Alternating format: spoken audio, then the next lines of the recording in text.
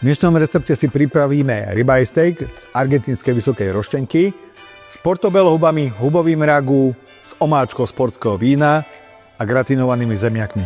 V prvom kroku si pripravíme zemiakový gratín.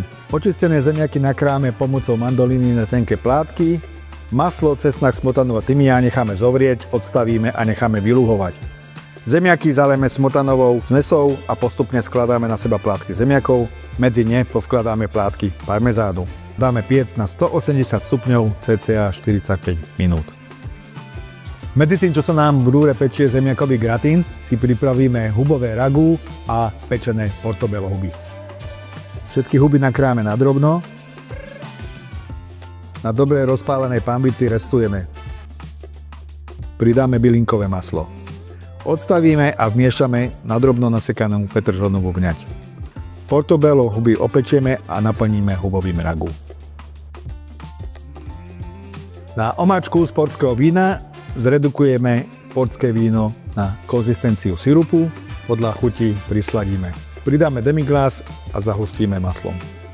Všetko už máme hotové, nadišiel čas na náš krásny steak z vysokej roštenky, čiže steak ribeye. Odkrojíme hrubší steak a krátko pred úpravou osolíme a okoreníme.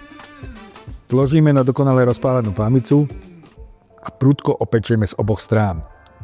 Následne pridáme maslo, strúčik cesnaku, tymián a mäso opekáme a prelievame maslom. Necháme oddychnúť tým, že ho zavalíme do alobalu. Steak nakrájame na požadovaný tvar, opečené portobello naplníme hubovým ragu, pridáme zemiakový gratín, omáčku z portského vína a posypeme crumble z pečenej slaninky a strúhanky panko.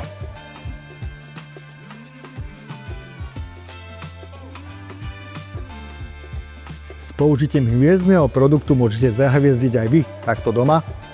Čiže pripravíte si ribeye steak s portskou omáčkou, gratinovaným zemiakom a plneným portobellom s hubovým ragu. Dobrú chuť!